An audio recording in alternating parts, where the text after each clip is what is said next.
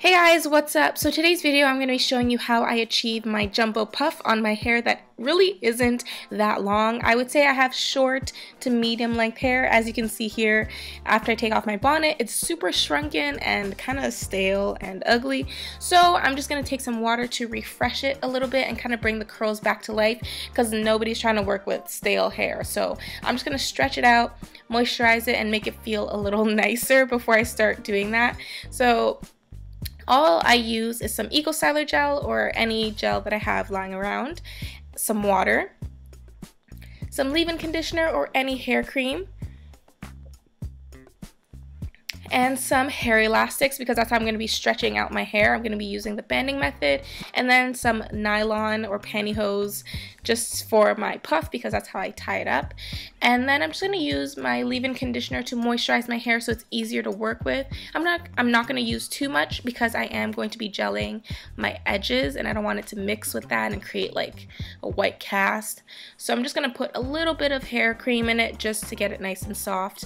And then I'm going to start banding my hair.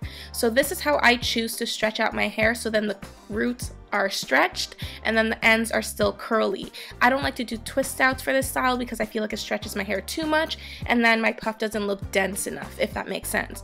So I'm just trying to stretch out my roots and still keep the ends looking super thick and super curly, so then my hair kind of gives the look that it is longer because you see all the coils at the end, as you can see here.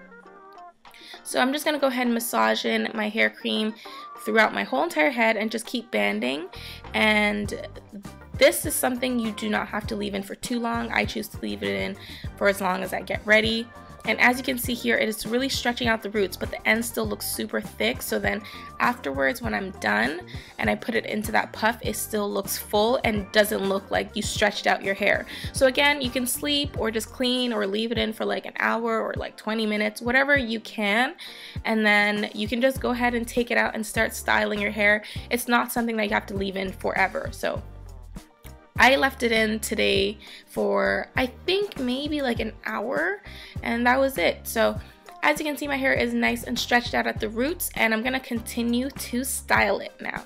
So I'm going to be taking my olive oil Eco Styler because that actually lays my edges better than the castor and flaxseed oil one, and I'm just going to smooth that down. I'm so picky about getting smooth edges when it comes to doing this hairstyle because I feel like that makes it, like, you can't have messy edges and a messy like puff because I feel like it's kind of like a sleek natural look, if that makes sense. And don't forget to brush your kitchen because my kitchen always be looking crazy.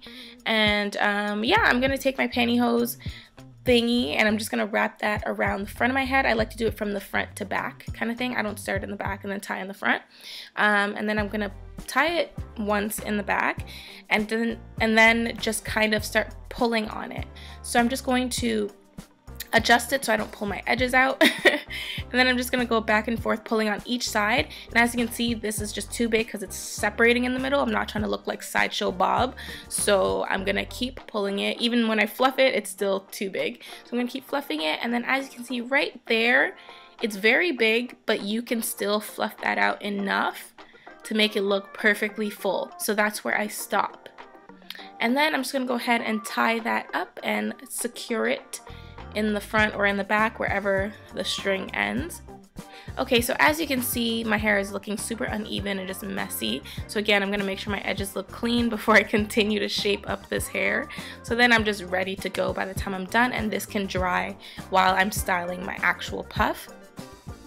Smooth down them edges.